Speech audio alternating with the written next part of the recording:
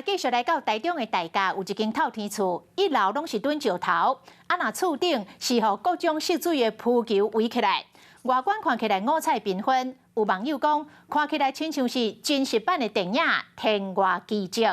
不过市府清洁队讲，这是废弃物啦，讲这栋透天厝的废弃物为厝内蹲到厝外，民众检举真侪届啊，旧年嘛来清过2届啊，嘛已经有该罚款啊，但是厝主也是继续蹲，实在真无法度。透天厝内底食物性甲是真捌，换一个角度来看，蓝色、粉色、红色甲黄色的彩球，又要甲规个楼尾顶拢砍过。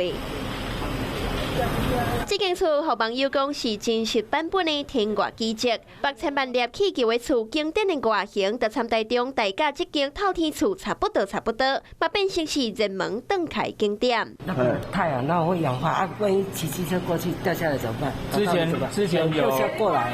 轮胎掉下来，我先把它移到旁边了，一小的个洞下去看，这么辛苦啊！一楼满满石头，看袂到厝的大门，四周围个互废弃物钱甲电满满，甚至个顶到大马路。网友吹讲的这间天外奇迹的厝，煞定定去互民众检举伤贵垃圾。市府清洁队去年已经来清过2摆，佮开2400块罚单，和去年来比，今年这间厝佮增加真济涉水的气球。还有满意啊！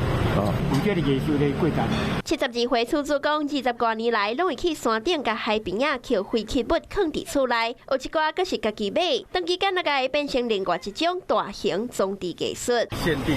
然后发现它有很多影响环境卫生的不当的堆积，他希望我们给他时间改善。清洁队强调，厝主若是无伫咧7月初8进前来改善，会依照法律开上至6000块的罚单。